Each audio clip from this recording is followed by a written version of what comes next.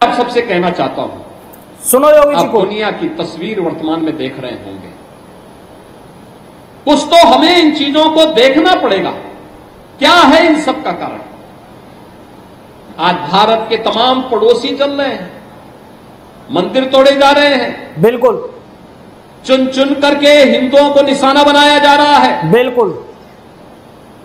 और तब भी हम इतिहास की उन परतों को ढूंढने का प्रयास नहीं कर रहे हैं। इस प्रकार की दुर्भाग्यपूर्ण स्थिति क्यों वहां पर पैदा हुई है, क्यों पैदा हुई है।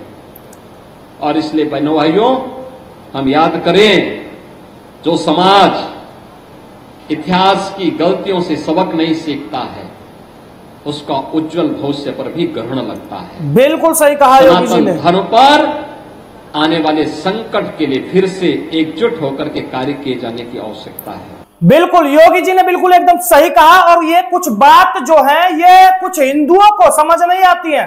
यानी कि जब हिंदुओं को कुछ समझाया जाता है, जब तो भाई ये समझते हैं कि नहीं नहीं कोई ऐसे ही बक रहा है। लेकिन आज देख रहे हैं ना बांग्लादेश के अंदर क्या स्थिति हो रखी है। बांग्लादेश के अंदर कौन जिम्मेदार है ये सब चीज का? अरे इस चीज का खुद से हिंदू जिम्मेदार है, कोई और नहीं है। क्योंकि हिंदुओं में कभी कहीं जागरूकता हुई नहीं, कभी हिंदू कहीं एक हुए नहीं, कभी हिंदुओं में एकता हुई नहीं। सबसे बड़ी बात यह है, ये किसी और को दोष मत दो इन चीजों में, ये खुद हिंदुओं के अंदर की ये कमी है और ये हिंदुओं को कहीं ना कहीं पहचाननी पड़ेगी, समझनी पड़ेगी। आज बांग्लादेश के अंदर वास्तव में जो हो रहा है ना, ये खुद उनकी गलती है। क्यों भाग रहे हैं? कहीं से भी भाग देते हैं। कश्मीर से भाग लिए, केरल से भाग लिए, पाकिस्तान से भाग लिए, भागे नहीं भागे बताओ? श्रीलंका से भागे नहीं भागे? अब बंगाल से भाग रहे नहीं भाग रहे?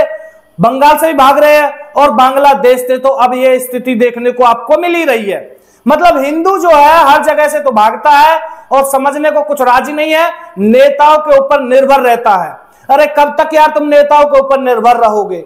कब तक नेताओं के पीछे तुम डोलते रहोगे कि हाँ हाँ हमारी मदद करेंगे ये नेता, हमारी मदद करेंगे ये नेता?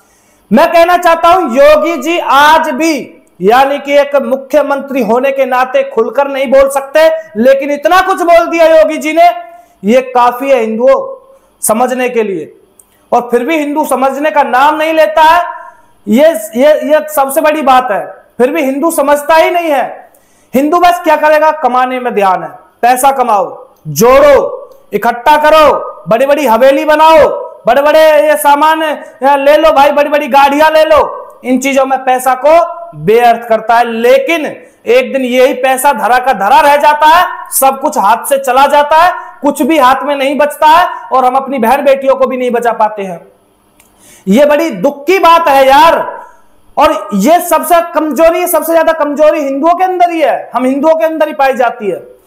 जागरूक होने का नाम ही नहीं लेते हैं भाई। पैसा कमाने पर ध्यान, सिर्फ पैसा कमाने पर। अब देखिए ना, और दूसरी चीज भागने पर ध्यान, भाग देते हैं। आज देखिए बांग्लादेश के अंदर क्या हो रहा है, बांग्लादेश की सिचुएशन क्या हो रही है। वहां के हिंदू किस तरह से अपनी जान की भीख मांग रहे हैं। अब कौन उनकी मदद करेगा? कोई नहीं। अरे कोई किसी की मदद नहीं करता है। खुद में सक्षम होना सीखिए, खुद में। और जब तक खुद में सक्षम नहीं होंगे तब तक कोई किसी का कुछ नहीं करेगा। सबसे बड़ी बात यह है कि खुद से सक्षम हो जाइए। इसलिए एकता बहुत जरूरी है। जब तक एकता नहीं, क्योंकि हिंदुओं को तो भाई जातियों में बंटना है, हिंदू तो जातियों में बटे हुए हैं।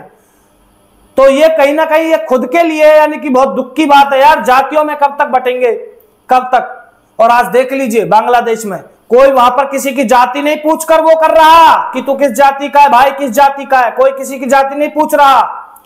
इसलिए आप सभी से निवेदन है कि जातियों में मत बटिए और एक रहिए, एक हो जाइए, एक रहिए। बाकी क्या कहोगे कमेंट करके बताइएगा। योगी जी ने इतनी बड़ी बात कह दी, ये भी बहुत बड़ी बात है, क्योंकि वो एक सीएम की पद पर है और फिर भी उन्होंने ये बातें हिंदुओं के लिए कही है। उन्हें समझना चाहिए। जय हिंद।